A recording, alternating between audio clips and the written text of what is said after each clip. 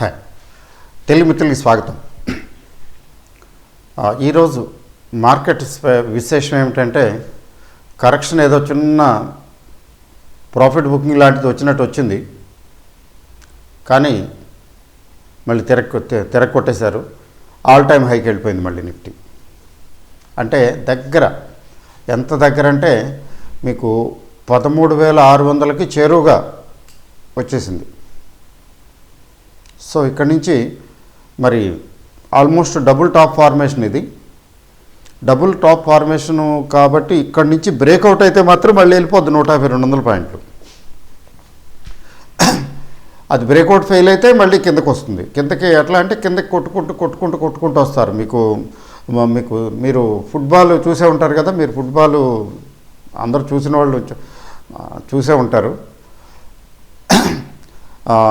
వీళ్ళు ఒక వరకు ఇటువైపు నుంచి బాల్ని అలా మెల్లిమెల్లిగా ఎఫిషియెంట్ ఫెలో డిగో మారడోనా లాంటి వాడైతే అలా తీసుకెళ్ళి అక్కడ దాకా, అందులో అటువైపు గోల్లో వేయడానికి అక్కడ గోల్ కీపర్ ఉంటాడు అనుకోండి, అక్కడ దాకా తీసుకెళ్ళి ట్రై చేసేలోగా ఇంకెవడో స్మార్ట్ ఫెలో అవతల వాడు ఆ బాల్ని కొద్దిగా మళ్ళీ ట్విస్ట్ చేసేసి, అంటే గోల్ కొట్టడానికి ఆల్మోస్ట్ రెడీ అవుతున్న టైంలోని టక్కన అవతల వాడు అపోజిషన్ ఉంటుంది కదా టీము, వాడు తీసుకుని మళ్ళీ చేపట్టేపటికి ఇది ఎప్పుడైతే ఫెయిల్ అయిందో వాడు అలా మళ్ళీ అవతల వాడు అలా తీసుకొచ్చి ఇటువైపు తీసుకెళ్ళిపోతాడు. అట్లా గోల్కి దగ్గరగా ఇరు వర్గాలు తీసుకెళ్తాయి, ట్రై చేస్తాయి.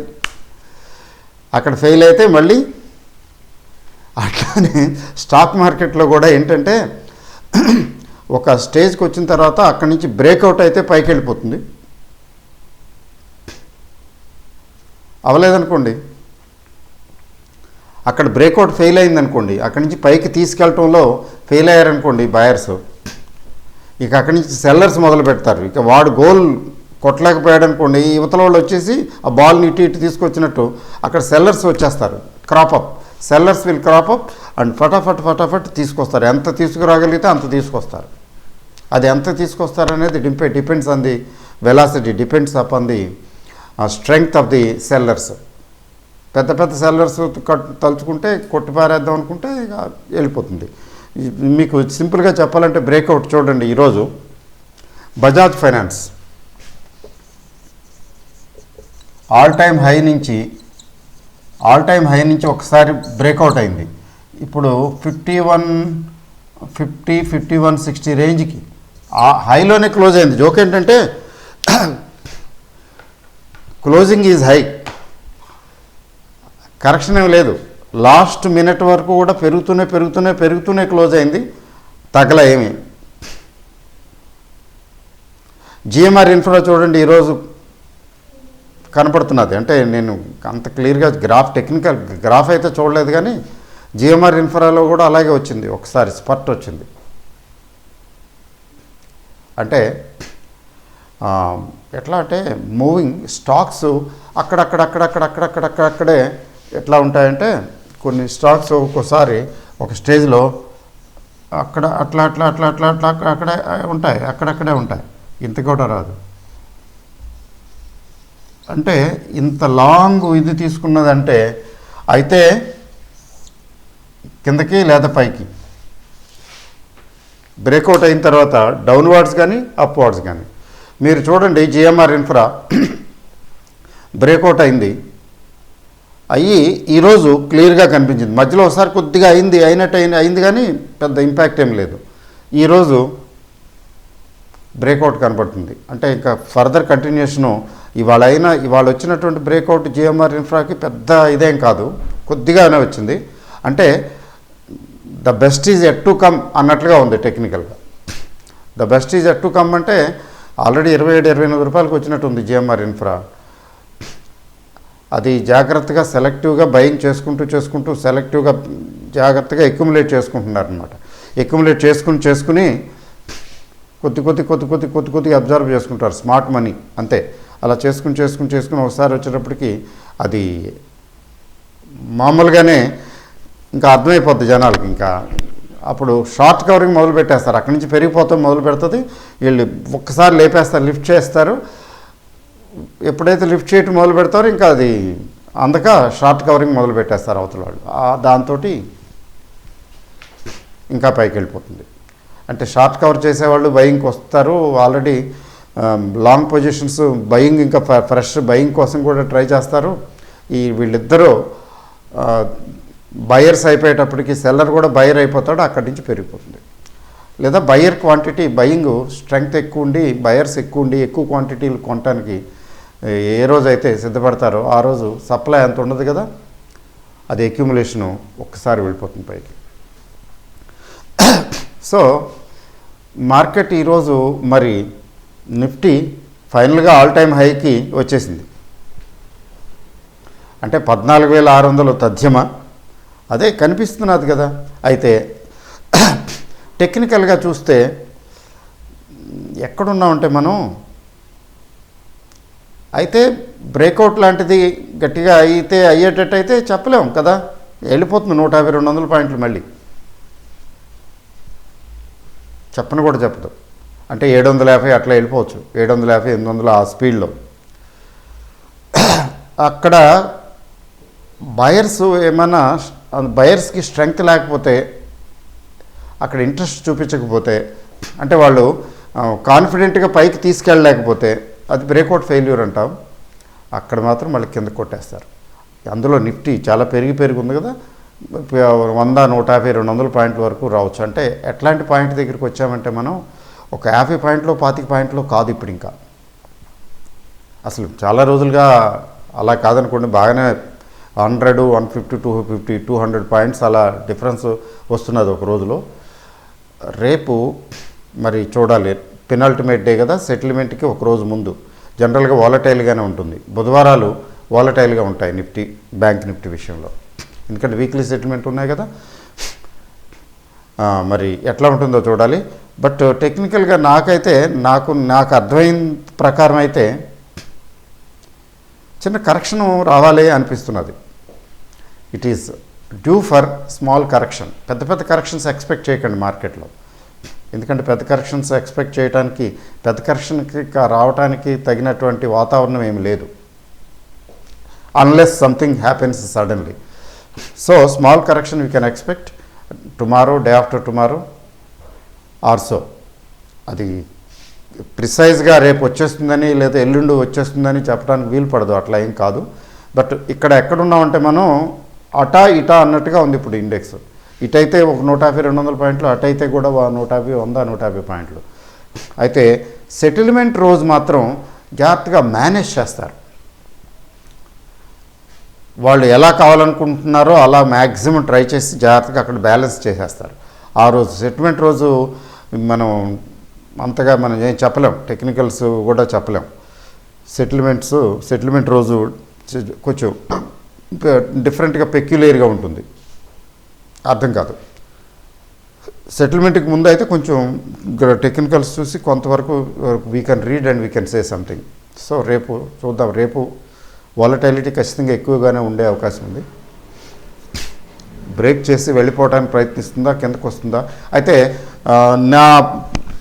నా పర్సనల్ అభిప్రాయం, ఎందుకంటే అనలిస్టులు ఒక్కొక్కరు ఒక్కోలా చెప్తుంటారు, మీరు గమనించారో లేదు. ఒక అనలిస్ట్ అయితే ఇక్కడ నెక్స్ట్ 750 అంటున్నాడు, ఇంకో అనలిస్ట్ అయితే ఇక్కడ కొంచెం 400, 450, 430 రేంజ్కి ఛాన్సెస్ ఉన్నాయి మార్కెట్లో, ఏమాత్రం కొద్దిగా సెల్లింగ్ వచ్చినా కానీ కరెక్షన్ అంటున్నాడు. మరి ఇద్దరిలో ఎవరు రైటు? ఇద్దరు గ్రాఫ్లు టెక్నికల్స్ చూసే చెప్తున్నారు. అంటే రెండు ఎక్స్ట్రీమ్ వ్యూస్ చెప్తున్నారు. కొంతమంది ఏంటి అసలు అట్లు చెప్పరు ఇట్లా చెప్పరు, జాగ్రత్తగా బ్యాలెన్స్ చేసి వదిలేస్తారు. ఎందుకని? Because they don't know. Everybody, they అంటే వాళ్ళే కాదు, ఈ ప్రపంచంలో ఎవరికీ తెలీదు ఎగ్జాక్ట్గా. మరి టెక్నికల్ అనాలిసిస్ ఎందుకండి ఉన్నదంటే కొంచెం గైడెన్స్, క్లూ కోసం. ఒక్కొక్కసారి కొంచెం హై ప్రాబబిలిటీ కనబడుతుంది, గ్రాఫ్స్ టెక్నికల్గా చెప్తాయి, దే గివ్ హై ప్రాబబిలిటీ, అంతే తప్ప ఎవరు చెప్పినా అది ఎలిమెంట్ ఆఫ్ గెస్ అనేది ఉన్నట్టే లెక్క. మనం ఈ రేఖలు, ఈ హాత్కి రేఖ అంటారు కదా, మీరు చూసారో లేదో, భారతదేశంలో మిగతా నాకు తెలియదు కానీ, సారీ డివేట్ అవుతున్నాను, భారతదేశంలో చేయి చూసి జాతకం చెప్పని వాళ్ళు, చెప్పలేని వాళ్ళు అంటూ ఎవరు ఉండరు. మీరు ఎవరికన్నా ఇలా అనండి, నీకు ఈ రేఖ ఆ రేఖ అంటూ మొదలు పెడతారు, చిన్నాళ్ళ దగ్గర నుంచి పెద్దవాళ్ళ వరకు. అంటే అందరికీ they think they know something, అందరికీ కాస్త కూస్తో తెలుసు అనమాట. దీన్ని బట్టి ఈ రేఖలు, హాత్కి రేఖ చూసి ఇది ఎవరో ఒక అబ్బాయి, నాకు ఒక అబ్బాయి ఏంటి ఒకసారి అయితే చాలా నేను పెద్ద యాస్ట్రాలజర్, పెద్ద పామిస్టు, అది ఇది అని చెప్పి ఫీజులు కూడా తీసుకున్నారు. నేను తీసుకెళ్ళి చేయి చూపిస్తే వాళ్ళ భాషలో వాళ్ళు చెప్పుకుంటున్నారు పక్కన, మౌంట్స్ వీక్గా ఉన్నాయి, మౌంట్లు వీక్గా ఉన్నాయంట. తర్వాత ధనరేఖ లేదు, దాదాపు లేనట్టేనండి. ఇది అంటారు కదా, చిన్నగా వెళ్తుంది కదా, ధనరేఖ లేదు. ఇట్లా చాలామంది చెప్పారు, నీకు ధనరేఖ లేదు, పెద్దగా లేదు, అంటే బాగా ప్రామినెంట్గా లేదట. ధనరేఖ ప్రామినెంట్గా లేదు, మౌంట్స్ కూడా కొంచెం మౌంట్స్ వీక్గా ఉన్నాయి. వాళ్ళు చెప్పుకుంటా ఏదో నార్మల్గా చెప్పేసారు, అయిపోయింది. ఇలా చాలామంది చాలా చెప్పారు, చాలా చెప్తున్నారు. అయితే నేను కూడా ఈ యాస్ట్రాలజీ కంటే ఈ పామిస్ట్రీ పుస్తకాలు చదివానులేండి. నేను చదువుతూ ఉంటాను, చదివేవాడిని, ఇప్పుడు కాదు. నేను ఇది ఒక రీసెర్చ్లో ఏంటి ఇలా ఉంటుంది, చాలామందికి చూస్తే చాలామంది అడుక్కునే వాళ్ళని చూశాను. నేను అడుక్కునే వాళ్ళ చేతులు ఖచ్చితంగా చూస్తుంటాను అనమాట. అంటే అందరూ కాదు కానీ చాలామంది అడుక్కునే వాళ్ళ చేతికి జర్రిపోతులాగా ఈ ధనరేఖ తిన్నగా స్ట్రైట్గా వెళ్ళిన వాళ్ళని చూశాను. ఓరే ఇదే బాబు సంగతే, ధనరేఖ జర్రిపోతులాగా ఇంత కింద నుంచి పై వరకు అంతకు వెళ్ళిపోయి వీళ్ళు అడుక్కుంటున్నారా, ఏంటనమాట ఈ ధనరేఖ సంగతి, అది నాకు అర్థం కాల. మరి ఏ పామిస్ట్ చెప్తారో చెప్పగలుగుతారో కానీ అట్లానే ఈ స్టాక్ మార్కెట్ గురించి చెప్పడం కూడా అట్లానే చెప్తాం కదా, చెప్తూ ఉంటారు కదా, ఈ పామిస్టు అంటే everybody is a palmist, at least in India. ఎందుకని ఇండియా అంటున్నానంటే, నేను ఆంధ్ర అక్కడ తెలంగాణ అవే అనుకునేవాడిని. అది ఇక్కడ కూడా చాలామంది చూసేసి చెప్పడం మొదలు పెట్టేస్తున్నారు చూశాను. అంటే ఇది ఆల్ ఓవర్ ఇండియా అందరూ కూడా జ్యోతిష్కులే అనమాట, పామిస్టులే అనమాట. అప్పుడు నాకు అర్థమైంది. అంతకుముందు ఆ ఏపీ తెలంగాణ వరకే అనుకునేవాడిని పామిస్టులు. ఇంటికి ఓ పామిస్ట్ ఉంటాడు, ఇక్కడ ఉంటాడు, అక్కడ ఉంటాడు. ఇంతకీ హూ ఇస్ రైట్ అసలు? ఇది ఇంతవరకు ఇది ఏంటిది, ఇది ఏదో పాట ఉందిలేండి, నా సమఝా హై కోయి నా సమఝేంగే యారో అని రాకేష్ రోషన్ పాట ఒకటి ఉంది. అలాగే స్టాక్ మార్కెట్ గురించి చెప్పేవాళ్ళు ఎవరు చెప్పినా ఎంత చెప్పినా వాళ్ళు ఏం చెప్తున్నారంటే పామిస్టులు చెప్పినట్టు చెప్తున్నారని అర్థం. ఎందుకని అంటే ఈ రేఖలో నా అనుభవంలో నేను అర్థం చేసుకున్నది ఏంటంటే, ప్రామినెంట్గా ధనరేఖ ఉంటే వాడు ధనవంతుడు, డబ్బులు బాగుంటాయని, లేకపోతే ఫినిష్ అయిపోతాడని. అబ్బే, నేను చాలామందిని చూశాను, నాకు ఇదే పని రీసెర్చ్ చిన్నప్పటి నుంచి. అవుతారు అవరు రెండూ ఉన్నాయి. అట్లా ఏంటంటే ఒక పెద్ద ఆయన అడిగితే ఆయన చాలా సీరియస్గా చెప్పాడు, ఏంటండి ఇది ఓకే, ఇది ఓకే, కానీ మనిషి తన ఎఫర్ట్ ద్వారా, తన ప్రయత్నం ద్వారా, he has a lot of freedom, తన ఎఫర్ట్ ద్వారా, ప్రయత్నం ద్వారా ఈ చేతి వ్రాతని మార్చుకోగలుగుతాడు అని. అందుకనే ఇక్కడ ధనరేఖ లేకపోయినా వాడు ధనవంతుడు అవుతాడు, అంటే పెద్దగా లేకపోయినా, పెద్ద జరుబోతులాగా పెద్ద ధనరేఖ ఉన్నా కూడా ఫినిష్ అయిపోతాడు. అలాగే ఈ రెండు ఉంటాయి, భార్యాభర్తల గీతలు అంటారు, ఆయుష్ రేఖను ఇంకా ఈ పక్కన ఇది ఉంది కదా అటాచ్డ్, ఇవి ముక్కలు అయిపోతే ఫినిష్ అంటారు. కానీ ముక్కలు అయిపోయి కూడా నార్మల్గా ఉన్న వాళ్ళు చాలామందిని చూశాను. ఈ రెండు కలవకపోతే ఏదో చెప్తారు, ఆ రెండు కలవకుండా ఉండి కూడా చక్కగా ఉన్న వాళ్ళని చూశాను. అంటే ఇవన్నీ ఏంటనమాట, ఓకే అంటే యాక్యురసీ అనేది కొంచెం కష్టమైన అర్థమైపోయింది నాకు. అంటే బాగా చూస్తూ స్టాక్ మార్కెట్లో పడితే, స్టాక్ మార్కెట్ చూస్తుంటే స్టాక్ మార్కెట్ కూడా నాకు అదే అనిపించింది, అర్థమైంది. ఏంటి అర్థమైందంటే ఈ రేఖలు అవి కూడా గ్రాఫులే, ఆ గ్రాఫులు చూపిస్తున్నాయి, కానీ ఫినిష్ మర్నాడు something else may happen, it is happening also. అందుకని టెక్నికల్స్ మీద బేస్ చేసి 100% టెక్నికల్సే అని దాన్ని బేస్ చేసి ట్రేడింగ్ చేసి నేను డబ్బులు సంపాదించేస్తున్నాను అని ఎవరనంటే కొంచెం జాగ్రత్తగా ఉండండి. అయితే ఈ టెక్నికల్స్ సేమ్ డే చాలా ఎక్కువ బాగా పనిచేస్తాయి. ఎందుకంటే టెక్నికల్ ఇండికేటర్స్ ఊరికే రాలేదు, చాలా కష్టపడి తయారు చేశారు కదా, చాలా రీసెర్చ్ చేసి తయారు చేశారు కదా, అవి పర్టికులర్ డే ఇప్పుడు ఈరోజు ఉంది, ఇప్పుడు పర్టికులర్ డేని ఆ పర్టికులర్ డే చాలా వరకు చెప్పచ్చు. ఈరోజు ఇప్పుడున్న మూమెంట్ని బట్టి ఇంత పాసిబిలిటీ ఉందని. అక్కడ కొంచెం బెటర్ యాక్యురసీ అని చెప్పడానికి కానీ కాదు, బెటర్ రిజల్ట్, బెటర్ ప్రిడిక్షను, అంటే ప్రిడిక్షన్ కొంచెం బెటర్గా ఉండే అవకాశం ఉంది. అంతేగాని రేపేమవుతుందనే దాని గురించి వాళ్ళు చెప్పగలిగితే అయితే అవుతుంది, లేకపోతే లేదు. ఇది గుర్తుంచుకోండి. అయితే టెక్నికల్స్ వల్ల ఏంటి అడ్వాంటేజ్ అంటే ప్రాబబిలిటీ ఎక్కువ, కొంచెం ఒక 60% 60 to 70% ప్రాబబిలిటీ వేసుకోవచ్చు టెక్నికల్స్కి, అంతేగాని 100% కాదు. అంటే 70% ప్రాబబిలిటీ అంటే 30% ఏంటి అవదనే కదా, 1% చాలదా? 99% ప్రాబబిలిటీ ఉంది ఒక ఈవెంట్ జరగటానికి, 1% ప్రాబబిలిటీ ఉంది జరగకపోవటానికి. అది జరగకపోవచ్చుగా, 1% చాలు కదా జరగకపోవటానికి, అట్లా అనమాట. అందుకని టెక్నికల్స్ని జాగ్రత్తగా, it's a good servant. Technicals are a good servant but a bad master. I repeat, technicals are a good servant but a bad master. ఈ స్టేట్మెంట్ని అర్థం చేసుకోగలిగితే, ఎవరికైతే ఈ స్టేట్మెంట్ అర్థమవుతుందో వాళ్ళు ట్రేడింగ్లో రాణిస్తారు. ఓకే, సారీ ఎక్కువ డివేట్ అయ్యానేమో. అందుకని ఏంటంటే నేనేమనుకుంటున్నాను, 60% ప్రాబబిలిటీ కరెక్షన్, చిన్న కరెక్షను వెరీ నియర్ ఫ్యూచర్లో చిన్న కరెక్షన్ ఎక్స్పెక్ట్ చేస్తున్నాను, అంతేగాని పెద్దగా ఏం రాదు. ఈ చిన్న కరెక్షన్లో భయపడి కంగారు పడిపోయి అమ్ముకోవాల్సిన పరిస్థితి ఏమి ఉండదు. ఎందుకంటే చిన్న కరెక్షన్లో ఈ స్మాల్ క్యాప్స్ మిడ్ క్యాప్స్ ఏంటంటే కొంచెం రియాక్ట్ అవుతాయి, కొంచెం తగ్గుతాయి. ఇంకా కంగారు పడిపోతారు, అమ్మో తగ్గిపోతే ఇంకా పోతుంది, ఇంకా అయిపోయిందేమో కరెక్షన్, ఇక్కడి నుంచి మొదలుపెట్టి ఇంకా పోతుందేమో అని చెప్పి గౌక్కుని అమ్మేసుకుంటారు. అట్లే అమ్ముకోవాల్సిన అవసరం ఉండదు. స్మాల్ కరెక్షన్స్లో ఏంటంటే ఉన్నీలే పర్వాలేదని, ఏదైనా మిస్ అయితే ఒకసారి ట్రై చేయొచ్చు. ఇది మిస్ అయ్యాను, ఇప్పుడు తగ్గిందిలే, నేను లెట్ మీ ట్రై అని. అప్పుడు కొనలేదు అనుకున్నాను, సరే అంతకన్నా ఇప్పుడు తక్కువలోనే దొరుకుతుంది కదా, ట్రై చేయొచ్చు, అట్లా అవకాశం ఇస్తుంది. ఎందుకని నేను చెప్తున్నానంటే ఈ మిడ్ క్యాప్ స్మాల్ క్యాప్లో ఇంకా ఉంది స్ట్రెంగ్త్ అని అనిపిస్తున్నది. మిడ్ క్యాప్ స్మాల్ క్యాప్లో ఇంకా ఉంది స్ట్రెంగ్త్.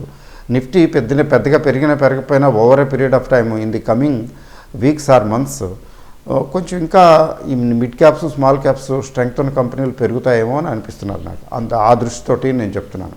ఎందుకంటే నాకు రోజు మెసేజ్లు వస్తుంటాయి, సార్ ఇది ఎఫ్ఎస్ఎల్ 79 వచ్చింది, అమ్మేయమంటారా, హోల్డ్ ఆర్ సెల్. నేను హోల్డ్ అని మెసేజ్ పెడితే పాపం వాళ్ళకి డిసప్పాయింట్మెంట్ కలిగిందేమో, ఇదేంటిది ఇంత పెరిగింది, ఎప్పుడన్నా గబుక్కుని పడిపోతేనో మళ్ళీ ఇంతకుముందు అలాగే 30కి 20కి కూడా వచ్చింది, మళ్ళీ అలా అయిపోతే అమ్ముకునే అవకాశం కూడా రాదేమో, ఈయనేమో హోల్డ్ అంటున్నాడు అనుకుంటారు. మరి మేము చెప్పడానికి ఏంటి, ఎట్లా చెప్తాము అంటే మా క్యాలిక్యులేషన్ వేరుగా ఉంటుంది. We may go wrong, we may go right, that's a different issue. అట్లా అనమాట. సో నెక్స్ట్ పాయింట్కి వస్తున్నానండి ఇమ్మీడియట్గా. ఈరోజు మెజెస్కో అనే కంపెనీ పొద్దున్నే నాకు స్టార్టింగ్లోనే ఫోన్ వచ్చేసింది, సార్ ఈ కంపెనీ మా గ్రూపు ఆయనే పాపం చాలా పెద్ద డివిడెండ్ ఇస్తున్నదండి, ఎక్స్ డివిడెండ్ డేటు చెప్పాడు. ఇదే మెసేజ్ కూడా పెట్టినట్టున్నాడు, ఎక్స్ డివిడెండ్ డేట్ ఎప్పుడండి అని అడిగాడు. సరే ఈ డౌటు, ఎక్స్ డివిడెండ్ డేటు ఏ రోజు కొంటే మనకి డివిడెండ్ వస్తుంది, ఏ రోజు దాటితే డివిడెండ్ పోతుంది, ఇలాంటి కన్ఫ్యూజన్ డౌట్ ఉంటుంది కదా. నేను అనుకున్నాను సరే దీని గురించి ఈరోజు చెప్దాంలే అని, ఒక 5 నిమిషాలు 10 నిమిషాలు. అయితే అన్ఫార్చునేట్లీ కొంచెం డివేట్ అయ్యాను. అయితే ఫస్ట్ అండ్ ఫార్మోస్ట్ థింగ్ ఏంటంటే ఈ కంపెనీ గురించి. ఈ కంపెనీ ₹5 అనుకుంటాను, మీరు చెక్ చేయండి. ఫేస్ వాల్యూ ₹5, ₹5 షేర్కి ₹974 డివిడెండ్ ఇస్తున్నది. ₹5 షేర్కి ₹974 డివిడెండ్ ఒక షేర్కి, అంటే పర్సంటేజీ 19,480% ఇస్తున్నది. మీరు క్యాలిక్యులేట్ చేయండి, ఎక్కడో చూసి నేను రాసేస్తున్నాను, అంతేగాని మీరు క్యాలిక్యులేట్ చేయండి అవునా కాదని. షేర్కి ఫేస్ వాల్యూ మీద ఇస్తారు డివిడెండ్. ఫేస్ వాల్యూ ₹5 కదా, రూపాయలకి 100% ఇచ్చారనుకోండి, 100% ఇస్తే ₹5 డివిడెండ్ వస్తుంది. అదే 1000% ఇస్తే ₹50 డివిడెండ్ వస్తుంది. 1000% అంటే 5కి 1000% అంటే ఓకే, 100% ఏమో ₹5 అయింది, 1000% ఏమో 10 times ₹50 అయింది. అది 50 కాకుండా 500 ఇచ్చాడు అనుకోండి, అంటే 10,000% అయింది. అంటే ₹500 ఇస్తే 10,000% డివిడెండ్ ఇచ్చినట్టు. ఇక్కడ ఎంత 19,000 అంటే డబుల్. అంతే కదా మరి, ₹974 ఇస్తున్నాడంటే కరెక్టే ఆ క్యాలిక్యులేషన్. అంటే 19,480% ఫేస్ వాల్యూ మీద డివిడెండ్ ఇస్తున్నాడు. ప్రాక్టికల్గా ఏంటంటే దీన్ని క్యాష్ బోనస్ అంటారు టెక్నికల్గా. డివిడెండే దీని పేరు, ఎందుకంటే క్యాష్ రూపంలో ఇస్తే దాన్ని డివిడెండ్ అనాలి, అందుకని డివిడెండ్ అన్నారు. బట్ యాక్చువల్గా ఇది బోనస్సే. ఈ బోనస్లు టెక్నికల్గా ఆలోచిస్తే 2 రకాలుగా ఉంటాయి. ఒకటి క్యాష్ డివిడెండ్ రూపంలో, ఇంకొకటి షేర్ల రూపంలో. షేర్కి షేర్ ఇస్తున్నారు. ఫర్ ఎగ్జాంపుల్ ఆ మధ్యన సువెన్ లైఫ్ ఒక షేర్కి ఒక షేర్ ఇచ్చేశారు. మీ దగ్గర ఒక షేర్ ఉంటే 2 షేర్లు, 2 షేర్లు అయిపోయినాయి. ఒకటి తర్వాత ఆర్తి డ్రగ్స్ అనుకుంటా, ఒక షేర్ ఉంటే 5 షేర్లు ఏమి ఇచ్చినట్టున్నారు. అట్లా అన్నమాట. అంటే అప్పుడు షేర్ క్యాపిటల్ పెరుగుతుంది, నంబర్ ఆఫ్ షేర్స్ పెరుగుతాయి కదా, నంబర్ ఆఫ్ షేర్స్ పెరుగుతాయి. అలా కాకుండా డివిడెండ్ ఇచ్చారనుకోండి, ఇప్పుడు వేదాంత ఫర్ ఎగ్జాంపుల్ తీసుకుందాం, ₹10 ఎంతో ఇచ్చింది డివిడెండ్, ఏమన్నా 9.5 10 అనుకుందాం. అక్కడ ₹10 ఇచ్చినందువల్ల ఏమైందంటే వాళ్ళ క్యాష్ బ్యాలెన్స్, వాళ్ళ దగ్గర ఉన్న క్యాష్ తగ్గింది. ఆ మేరకు బోత్ సైడ్స్ తగ్గుతాయి కదా.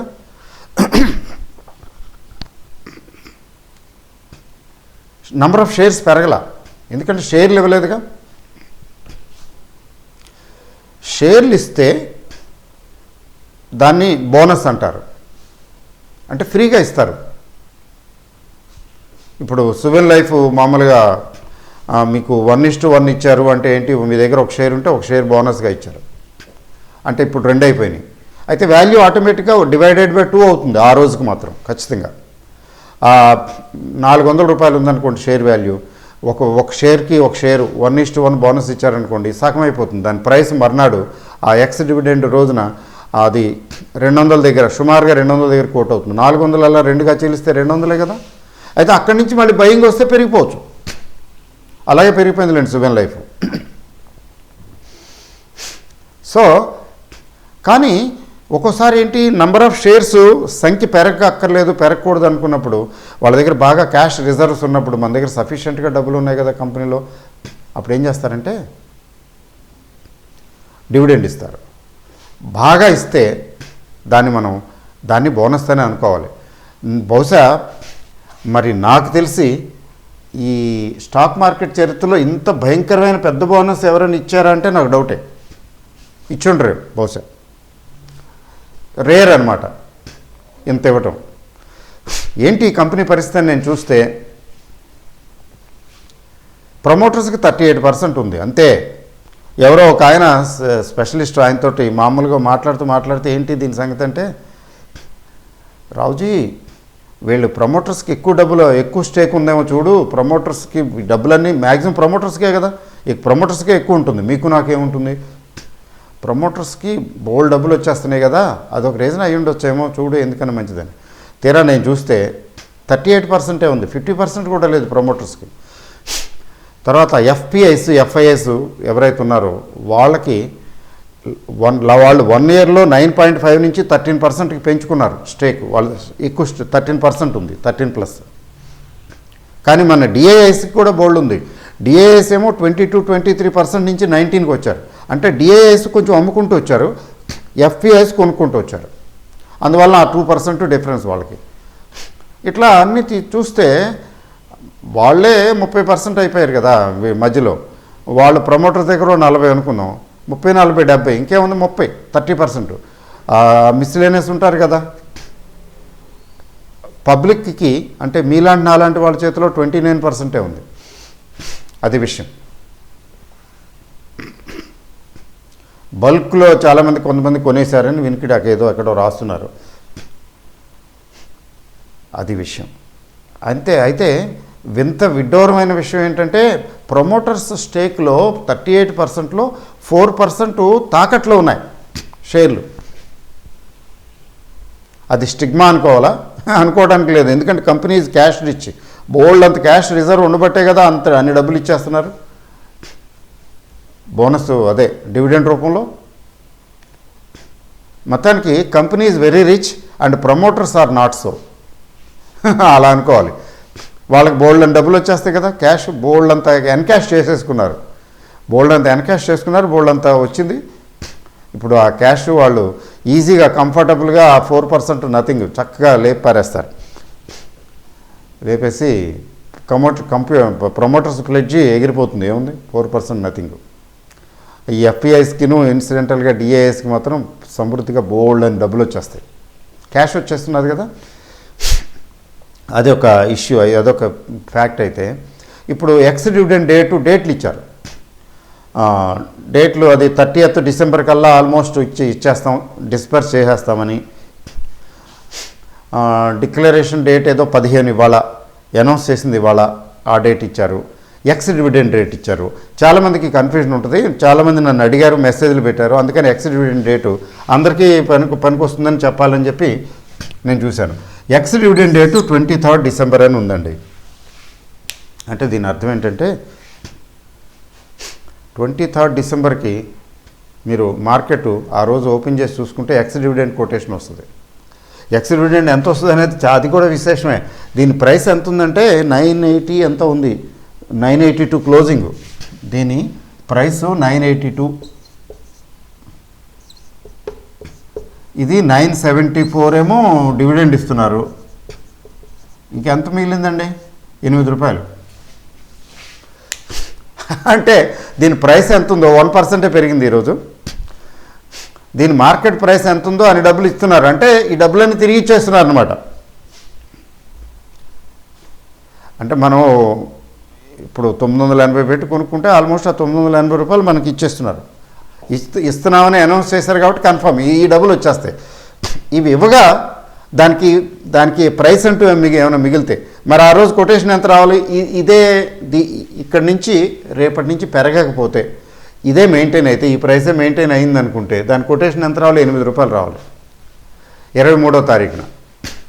అంటే 23వ తారీఖున మనం కొంటే అది అంటే ఇక్కడి నుంచి పెరగకపోతే 8 రూపాయలు దాని షేర్ విలువ, మార్కెట్ ప్రైస్. పెరిగితే అదే ఎంత పెరిగితే అంత, ఇక్కడి నుంచి 100 రూపాయలు పెరిగింది అనుకోండి, అప్పుడు ఆ రోజు ఎంత వస్తుంది కొటేషన్? 108 వస్తుంది, అంతే కదా. మన డబ్బులు మనం తీసేసుకుంటున్నాం. అందుకని చాలామందికి కొంచెం టెంప్టింగు ప్లస్ ప్లస్ ప్లస్ చాలా మెసేజ్లు పెడితే నేను అనుకున్నాను దీని గురించి మాట్లాడతాను, పర్వాలేదు, let me spend some time on this. ఎందుకంటే చాలా విషయాల గురించి అనవసరంగా కూడా టైం స్పెండ్ చేస్తాం కదా, ఇట్ ఈజ్ వర్త్ హియర్. అయితే మీకు డివిడెండ్ మీకు రావాలంటే ఎప్పుడు కొనాలంటే మీకు ఈ డేట్కి మీరు ఆల్రెడీ కొనేసి ఉండాలి. ఈరోజు 23rd కొంటే రాదు, 23rd కొంటే రాదు. అంటే 22nd ఒకరోజు ముందు చెప్తున్నాను, 22nd డిసెంబరు ఆర్ బిఫోర్ కొంటే